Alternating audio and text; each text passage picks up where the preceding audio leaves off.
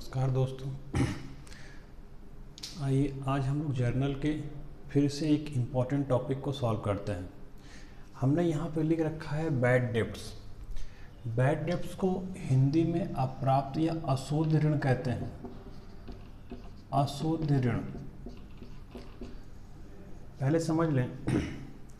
Bad debts means यदि हमने कुछ सामान किसी दूसरे को सेल किया है या डेटर्स के पास हमारे कुछ पैसे हैं जो हमें लेने हैं और डेटर्स इंसॉल्वेंट हो जाता है, दिवालिया हो जाता है, अर्थात उसकी आर्थिक स्थिति, इकोनॉमिक कंडीशन पूरी तरह से ख़राब हो जाती है कि अब वह कुछ भी देने को सक्षम नहीं है, तो ऐसे व्यक्ति को दिवालिया कहते हैं।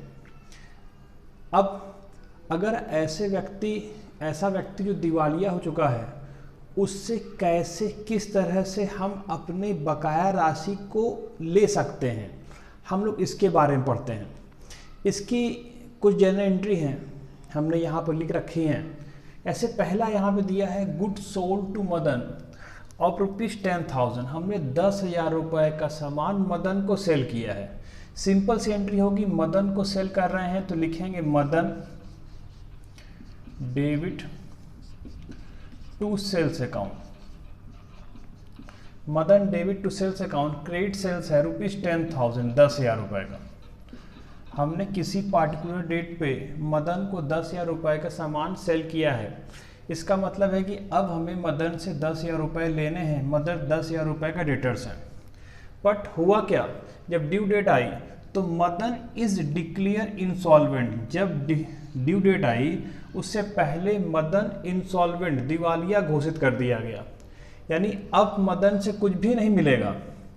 अब मिला कितना, जैसे यहाँ लिखा है रिसीव्ड ओनली 70 पैसे, 70 पैसे इन रूपी। इसका मतलब हुआ कि 1 रुपये में अगर 100 पैसे 100 पैसे होते हैं तो 1 रुपये में 100 पैसों में से 70 पैसे मिले। 70 पैसे को आप 70% सॉल्व कर सकते हैं। तो 10,000 रुपीज़ उससे मिलने थे, तो 10,000 में से उसकी एसेट्स को सोल्ड आउट किया गया और उससे कितना परसेंटेज मिल रहा है, 70 पैसे या 70% मिले।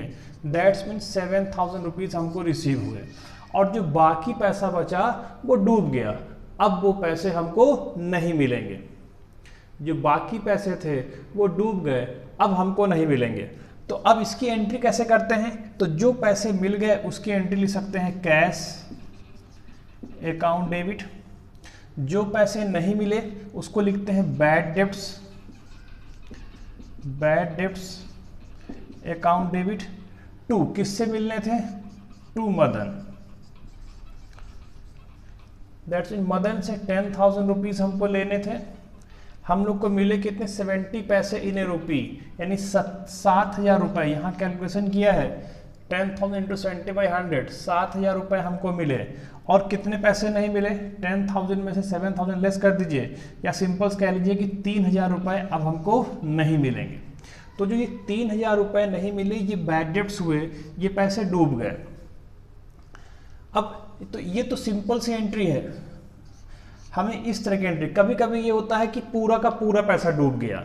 ऐसे यहाँ कहते थे मदन इज डिक्लेयर इंसॉल्वेंट, और कुछ ना दिया होता कि मदन से कुछ भी पैसे नहीं मिले, सब डूब गया।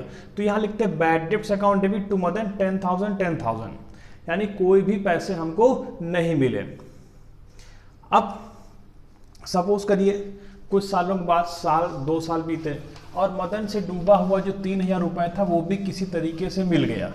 अगर मिल जाता है तो उसकी एंट्री कहते हैं, जो पैसे हमको मिल गए उसकी एंट्री लिखते हैं cash account debit to bad debts recovered account. कितने पैसे डूबे थे, 3,000। अगर कुछ साल पहले या साल पर पहले जो पैसे डूबे थे, अगर वो अचानक हमको मिल जाते हैं और क्वेश्चन में ऐसा दिया हुआ है नेक्स्ट में कि पुराना कुछ डूबा हुआ पैसा मिल गया, तो उसकी एंट्री किससे डूबा ये नहीं बनना है, खाली ये देखना है जो पैसा हमको लौट आया। कैश अकाउंट डेबिट, जो डूबा पैसा था वो, टू बैड डेब्ट्स रिकवर्ड, पैसे हमको वापस मिल गए। तो ऐसा तब कंडीशन करेंगे जब क्वेश्चन में दिया हुआ हो। तो इस तरह के जो भी क्वेश्चन, जैसे क्वेश्चन दिए उसी के अकॉर्डिंग क्वेश्चन को सॉल्व करिए। ये इजी सा टॉपिक है, हर जनरल एंट्री 11 के सिलेबस में तो खास तौर पर रहता है, और जो भी जनरल क्वेश्चन सॉल्व करेंगे उसमें इससे रिलेटेड 1 या 2 एंट्री रहती है। इसका अभ्यास करिए। Thank you.